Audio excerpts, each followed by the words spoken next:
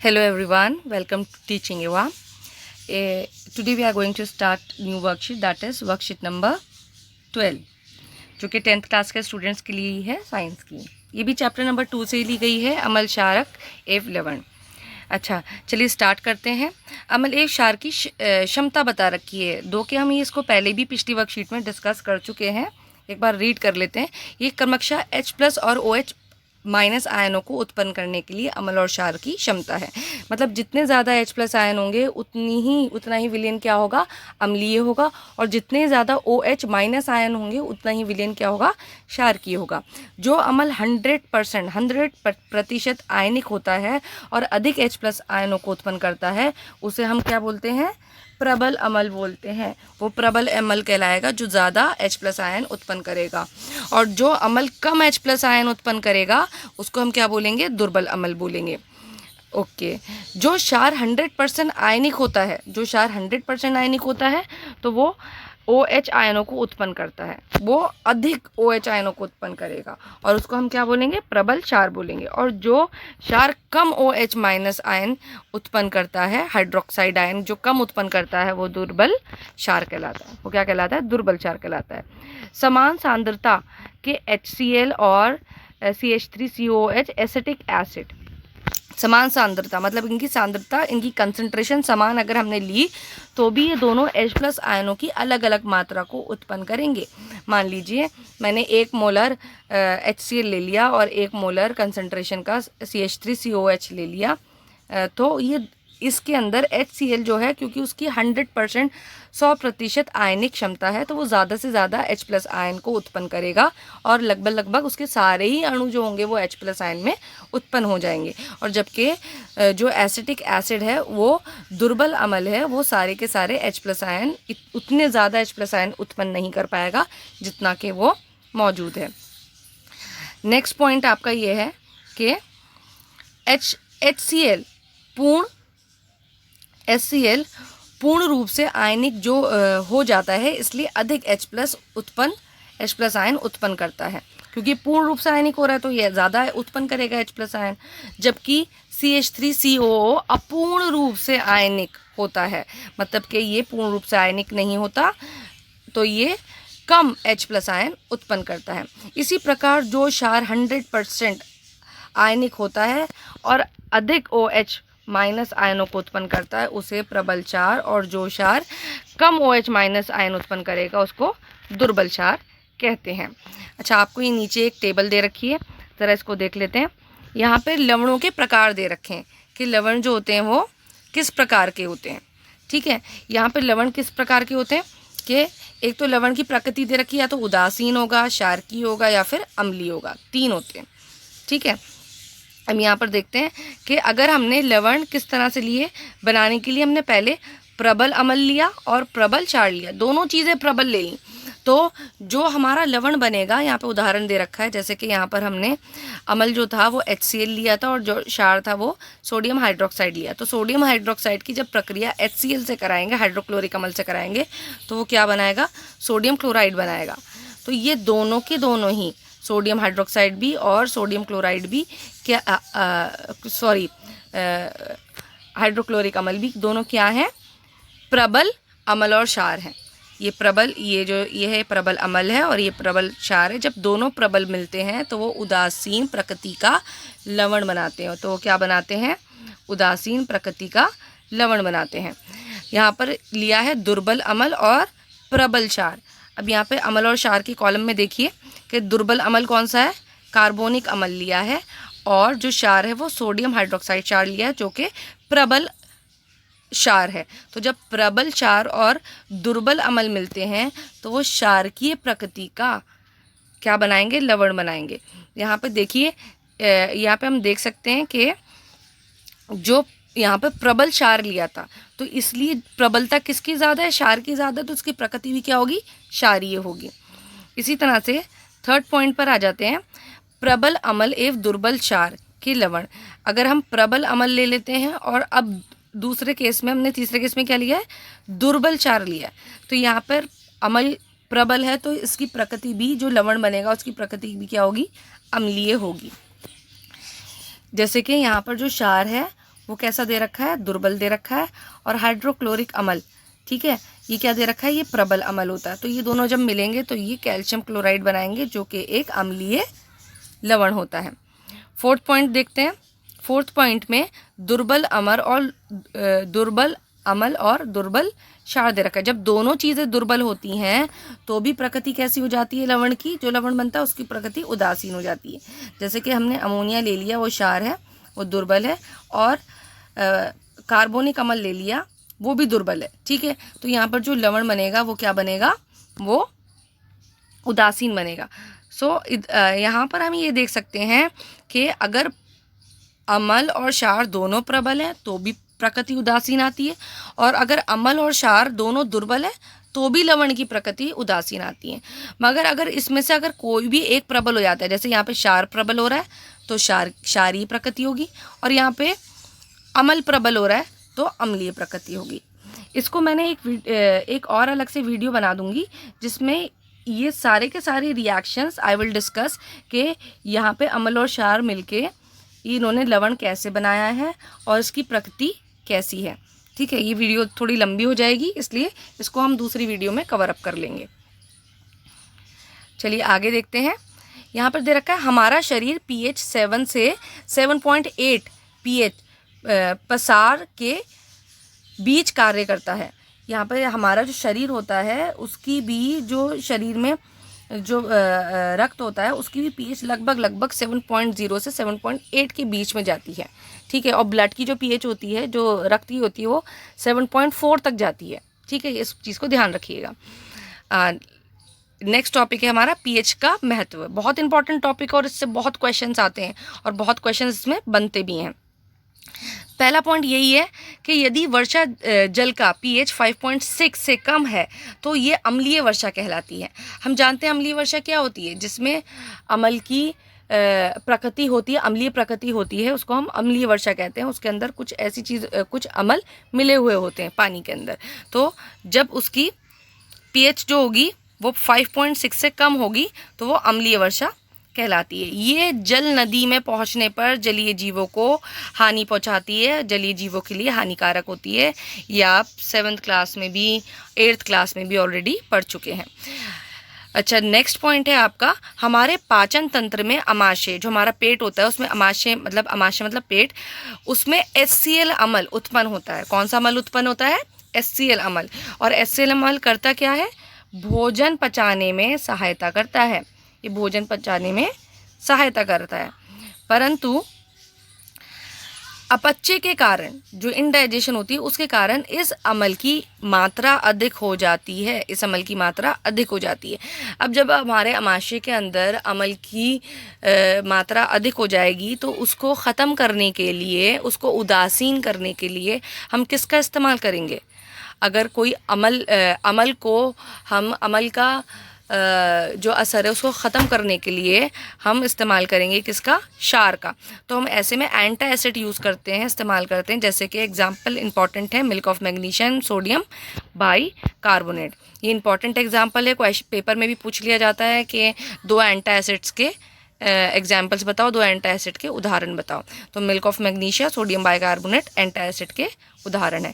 तो ये इनको जब हम लेते हैं तो ये हमारे अमाशय की अम्लता को ख़त्म कर देते हैं और उसको उदासीन कर देते हैं। वही उदासीनीकरण की प्रक्रिया होती है। तो अम्ल और क्षार एक दूसरे की प्रकृति को ख़त्म कर देते हैं और उदासीन। हम पॉइंट नंबर 3 देख लेते हैं। मुंह में pH का मान 5.5 से कम होने पर दंत क्षय प्रारंभ होता है। मतलब कि अगर मुंह में pH का जो मान है वो 5.5 से कम हो जाएगा तो हमारे दांत खराब होने शुरू हो जाते हैं। ऐसा हमारे भोजन में उपस्थित शर्करा का जीवाणुओं द्वारा अम्ल में परिवर्तन होने के कारण होता है। मतलब कि ऐसा क्यों होता है कि जो जीवाणु होते हैं जो मुंह में प्रेजेंट होते हैं, मौजूद होते हैं, वो क्या करते हैं, हमारा खाना खाने के बाद क्या होता है, जो खाना दांतों में लगा रह जाता है उसको वो क्या करते हैं, अम्ल में परिवर्तित कर देते हैं। तो वो जब वो अम्ल में परिवर्तित करते हैं तो मुंह के अंदर अम्लीयता बढ़ जाती है और वो क्या करती है, दांतों को ख़राब करना शुरू कर देती है। तो उस चीज़ से बचने के लिए हमें क्या करना चाहिए, हमें टूथपेस्ट करना चाहिए, क्योंकि टूथपेस्ट जो होता है वो क्षारीय प्रकृति का होता है। टूथपेस्ट कैसी प्रकृति का होता है, क्षारीय प्रकृति का होता है। इसी वजह से, इसी कारण दंश से हमारी रक्षा हो पाती है, हम बच पाते हैं। और वो जैसे मुंह में अमल होता है तो वो क्षारीय प्रकृति क्या करती है, उसको उदासीन कर देती है। 4th पॉइंट पर आ जाते हैं। 4th पॉइंट में आपको दे रखा है कि मधुमक्खी का डंक एक अमल छोड़ता है। मधुमक्खी का डंक कौन सा अमल छोड़ता है, मिथुनोइक अमल छोड़ता है। आप लिख लीजिएगा, मधुमक्खी का डंक मिथुनोइक अमल छोड़ता है, जिसके कारण दर्द एवं जलन का अनुभव होता है। इसका उपचार कैसे करते हैं, बेकिंग सोडा जैसे दुर्बल क्षारक द्वारा इसका उपचार किया जाता है।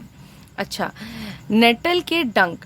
अब ये नेटल क्या है, नेटल एक तरह का पौधा होता है, तो उसके ऊपर छोटे छोटे बाल होते हैं। तो वो जो बाल होते हैं उसके अंदर मेथनोइक अमल मौजूद होता है। यहाँ पे आप देख सकते हैं कि मधुमक्खी के डंक में भी मेथनोइक अमल मौजूद होता है और नेटल के अंदर भी मेथनोइक अमल मौजूद होता है।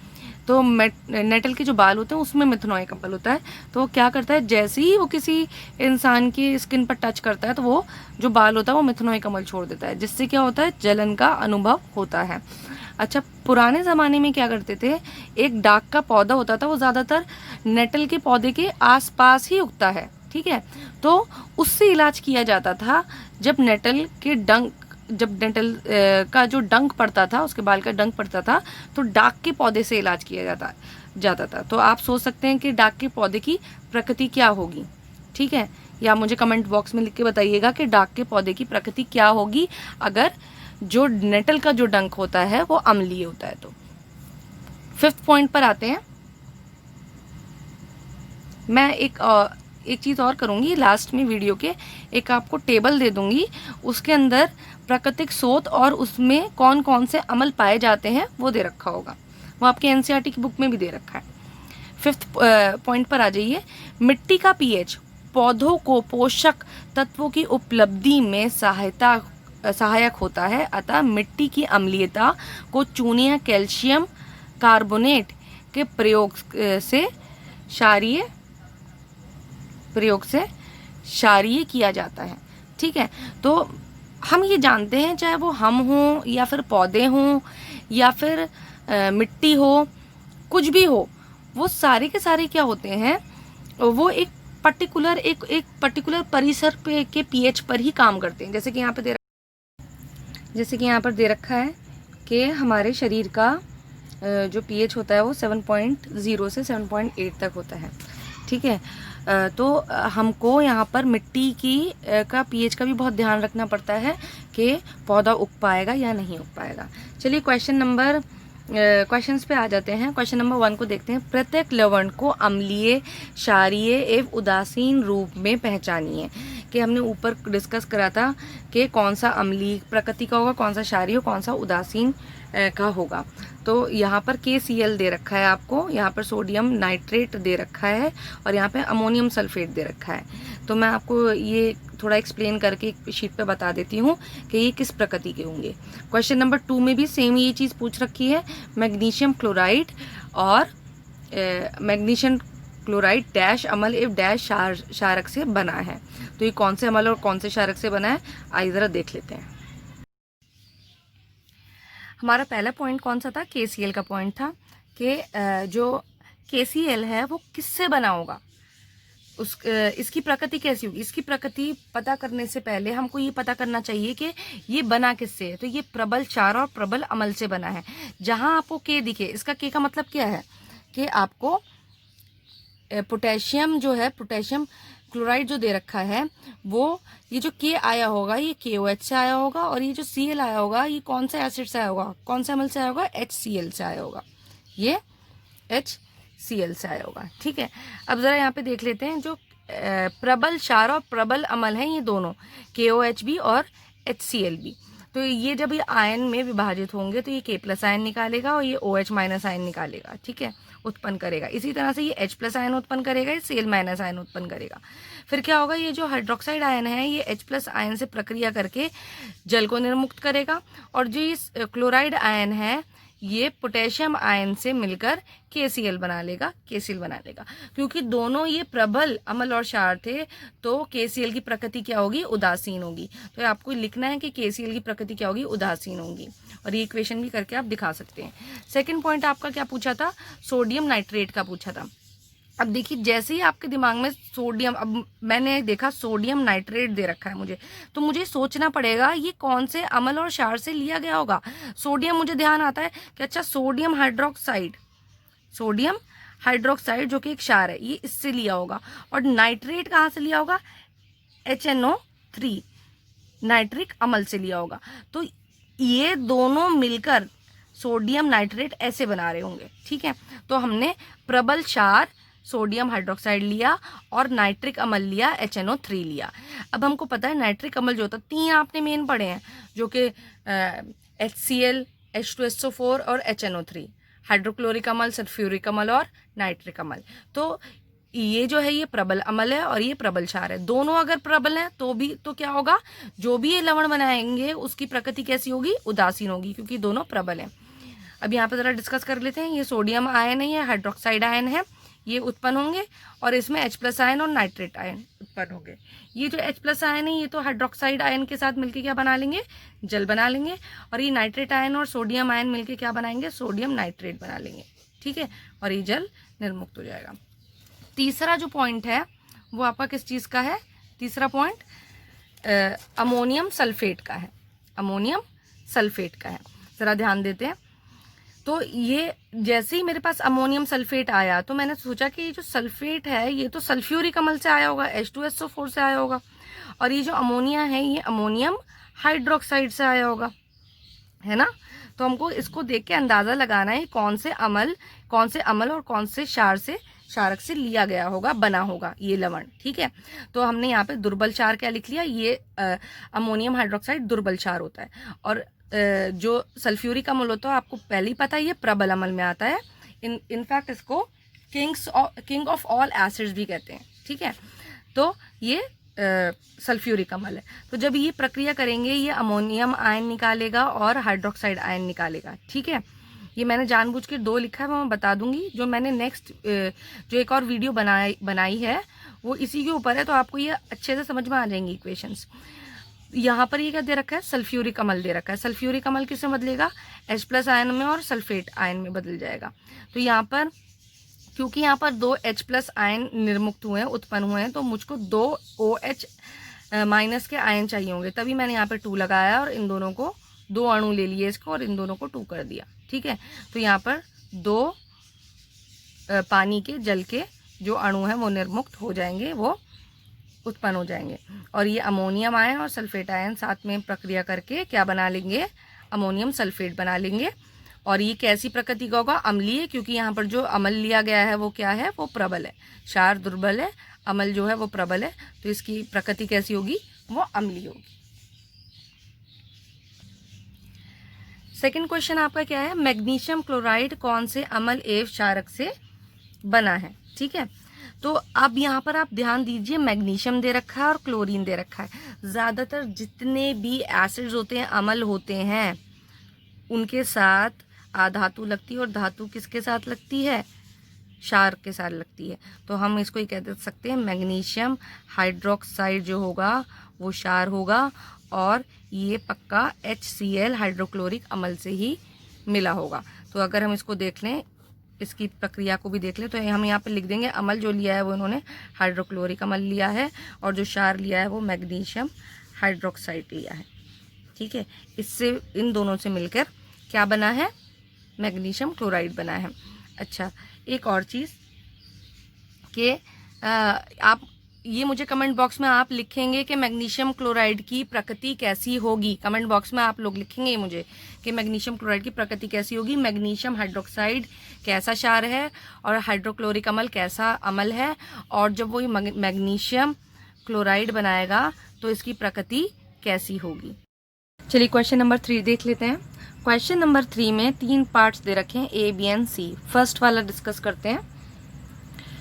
ए वाले में, प्रत्येक भोजन के पश्चात हमें दांत साफ करने की सलाह क्यों दी जाती है। जैसे कि अभी हमने पढ़ा था कि जब हम खाना खाते हैं तो वहाँ पे जो जीवाणु होते हैं वो शर्करा को अम्ल में परिवर्तित कर देते हैं, जिससे मुंह की pH 5.5 से कम हो जाती है। तो इस pH को ख़त्म करने के लिए और इसको उदासीन करने के लिए हम टूथपेस्ट, जो कि क्षारीय प्रकृति का होता है, उसका इस्तेमाल करते हैं, जिससे जो है मुंह के अंदर जो 5.5 से कम pH है वो उदासीन हो जाए, उसका प्रभाव ख़त्म हो जाए और हम दंतक्षय से, हमारी रक्षा हो जाए, हम दंतक्षय से बच जाए।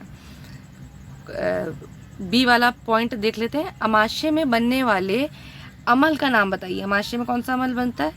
HCl। हमने पढ़ा था हाइड्रोक्लोरिक अम्ल अमाशय में बनता है। सी वाले पॉइंट पर आ जाते हैं। सी वाले पॉइंट पे दे रखा है, जलीय जीव अम्लीय वर्षा से किस प्रकार प्रभावित होते हैं।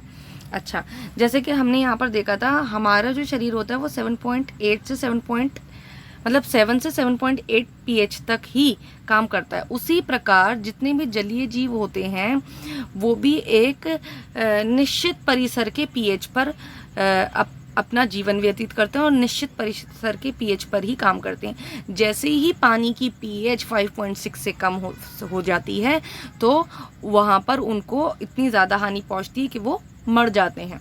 दूसरी चीज़ ये कि जो जलीय जीव होते हैं, जैसे कि मोलस्क वगैरह होते हैं, उनका जो कवच होता है, शेल होता है, वो कैल्शियम कार्बोनेट का बना हुआ होता है।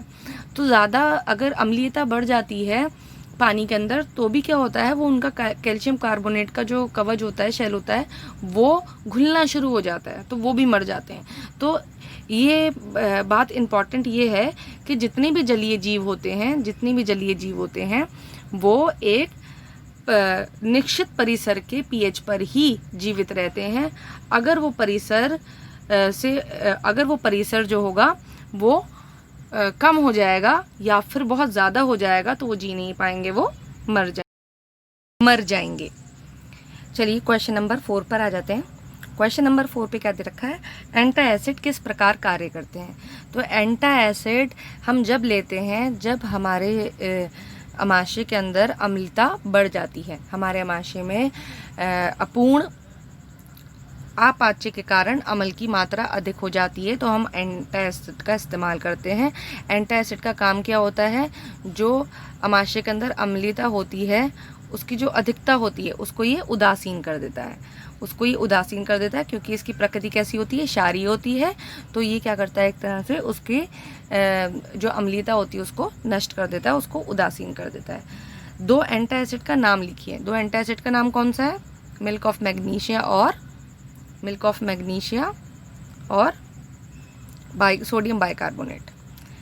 क्वेश्चन नंबर 5 पे आ जाते हैं। स्वास्थ्य विकास के लिए एक पौधे को 7.2 pH की मिट्टी की आवश्यकता है, लेकिन मिट्टी का pH कितना है? 5.6 है। पौधे की वृद्धि के लिए मिट्टी का pH उपयुक्त करने वाले रसायन का नाम एवं प्रकृति लिखिए।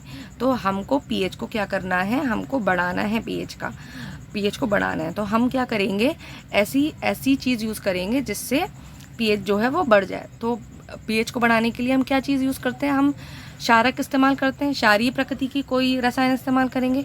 यहाँ पर आपको आंसर दे रखा है, ध्यान से देखिएगा। मिट्टी की अम्लीयता को चूने या कैल्शियम कार्बोनेट के प्रयोग से क्षारीय किया जाता है। तो हम जो रसायन इस्तेमाल करेंगे, हम चूना या फिर कैल्शियम कार्बोनेट इस्तेमाल करेंगे, जिससे मिट्टी की जो pH होगी वो बढ़ जाएगी और जितनी हमें pH चाहिए उतनी हमें मिल जाएगी। इसकी प्रकृति कैसी होगी? इसकी प्रकृति क्षारीय प्रकृति होगी। ठीक है, आपको वीडियो समझ आई होगी। इसमें अगर कोई भी प्रॉब्लम होती है तो आप मुझे कमेंट बॉक्स में लिख के बता सकते हैं और डिस्कस कर सकते हैं। Thanks for watching.